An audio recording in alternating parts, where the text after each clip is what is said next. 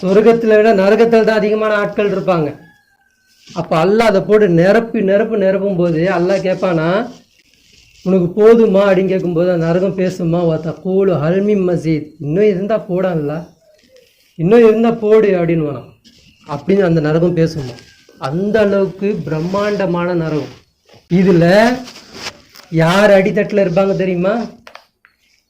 யார்? முனாஃபிக்கின் தான் அடித்தட்டில் இருப்பான். யார் முனாஃபிக் தெரியுமா?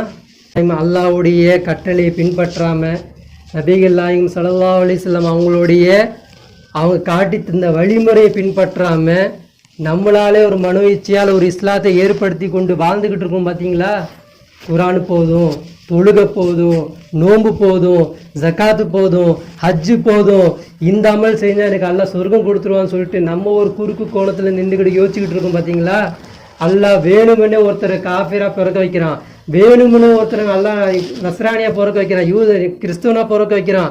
அவங்களுக்கெல்லாம் கொண்டு போய் மார்க்கத்தை நம்ம சொல்ல முடியாமல் எதுவுமே காட்டாமல் சுயநலமாக நம்மளே குரானை வச்சுக்கிட்டு நம்மளே படிச்சுக்கிட்டு நம்மளே சொர்க்கத்துக்கு போயின்னு நினைக்கக்கூடிய நம்ம தான் முனாஃபிக். அப்படிப்பட்ட அடித்தட்டில் யார் இருப்பாங்கன்னா, இன்னல் முனாஃபிகீன ஃபி தர்கில் அஸ்ஃபலி மினன் நார் அப்படின்னா, நரகத்தின் அடித்தட்டில் யார் இருப்பாங்கன்னா முனாஃபிகீங்கள் தான் அடித்தட்டில் இருப்பாங்க அப்படின்றாங்க. அல்லாஹ் இப்படிப்பட்ட தன்மையிலிருந்து நம்மளை மாற்றணும்.